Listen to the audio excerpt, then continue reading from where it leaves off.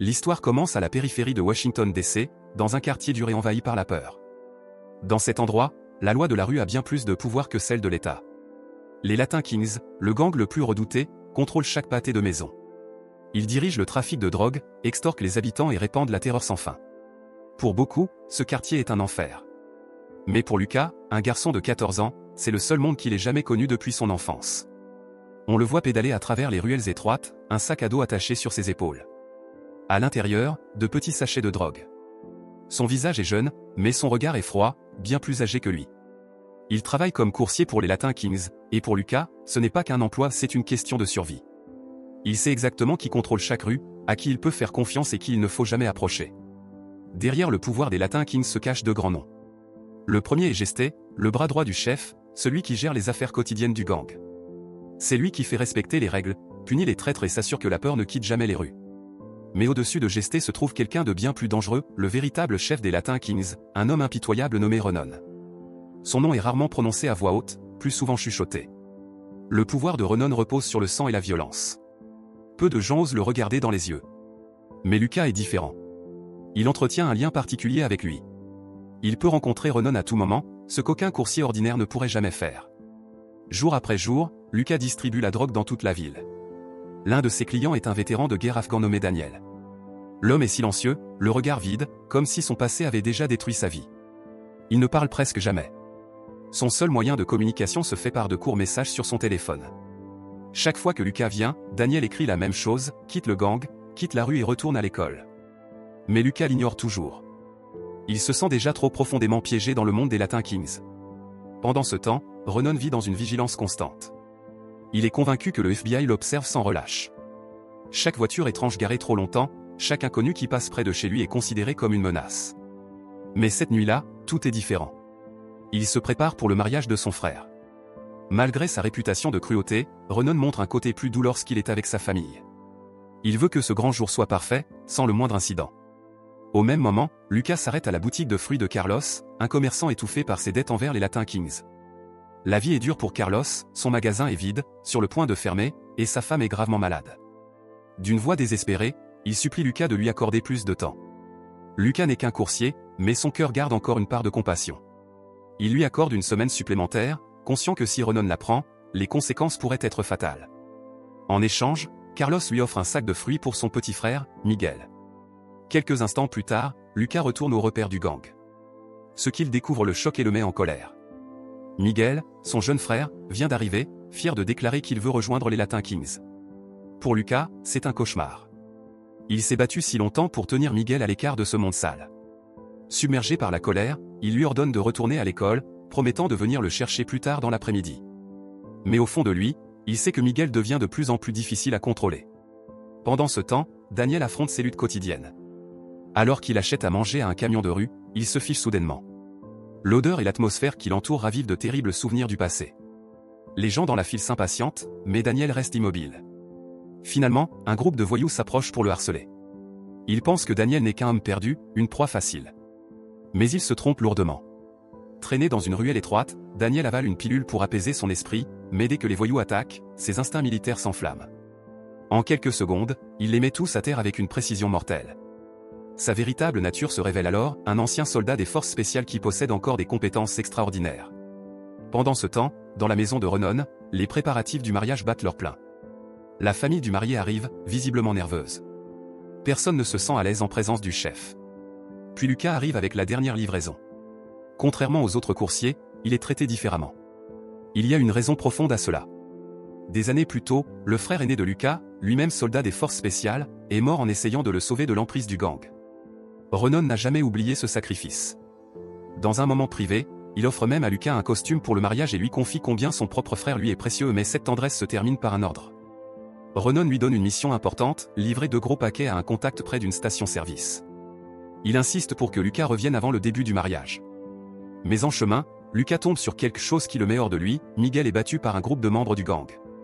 Il s'avère que c'est un test d'initiation organisé par Geste. Furieux, Lucas les arrête et déclare qu'il est sous la protection de Ronon. D'un ton menaçant, il les avertit qu'il est en mission.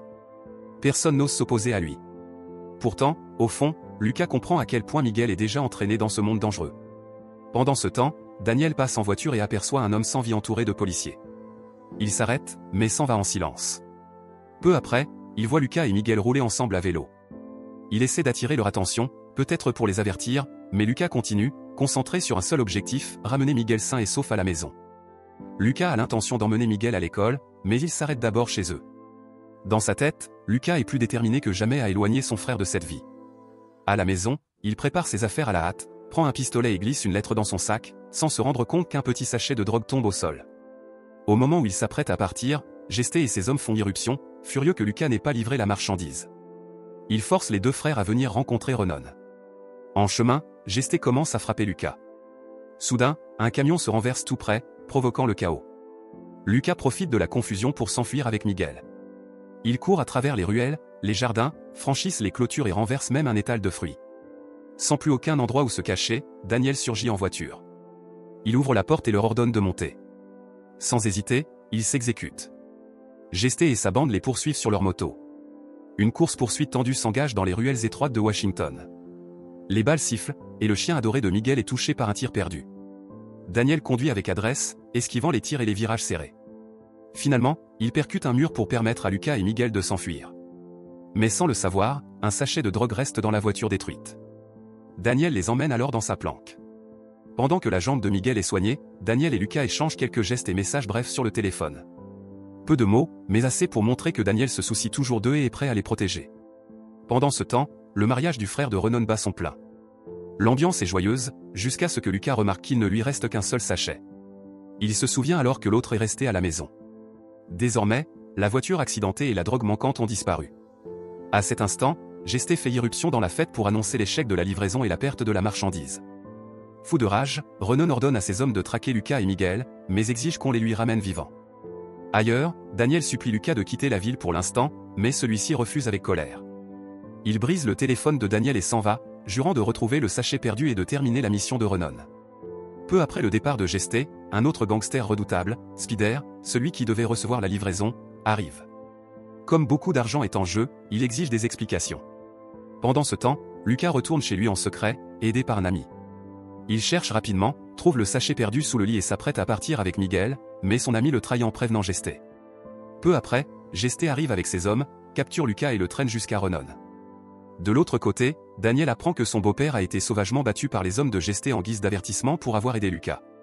C'est le point de rupture pour lui. Comprenant que le gang ne s'arrêtera jamais, Daniel décide de riposter. Son ex-femme le supplie de ne pas y aller, le traitant de fou, mais Daniel reste ferme et se dirige vers la base de Renon. Pendant ce temps, Lucas et Miguel sont conduits de force vers Renon sur ordre de Gesté. Le mariage bat son plein, les rires et la musique emplissent la salle, jusqu'à ce que Spider fasse irruption dans la cuisine. Arrogant, il importune une femme qui travaille là. La colère de Renon explose. Devant tout le monde, il tue sauvagement Spider. En un instant, la fête joyeuse se transforme en cauchemar sanglant. Au même moment, Daniel se faufile dans les ruelles autour de la maison de Renon. Bien que lourdement gardé, sa formation militaire lui permet d'éliminer les gardes un à un. Il capture même l'un d'eux et l'utilise comme appât pour attirer le FBI, qui observait les lieux à distance. Le plan fonctionne. En quelques minutes, les agents fédéraux prennent d'assaut la maison. Une fusillade massive éclate. Les balles volent dans les airs, le verre éclate, les cris résonnent. Le sang recouvre le sol alors que les corps tombent des deux côtés. Au milieu du chaos, une tragédie survient, le frère de Renon, en pleine célébration de son mariage, est touché par une balle perdue. Il s'effondre, couvert de sang, le jour même qui devait être le plus heureux de sa vie. Renon reste figé, impuissant, regardant son frère mourir sous ses yeux. Pendant ce temps, Daniel parvient à faire sortir Lucas et Miguel de la maison dévastée. Il court à travers la fumée, les décombres et les tire jusqu'à atteindre les voies ferrées. Mais la paix est de courte durée.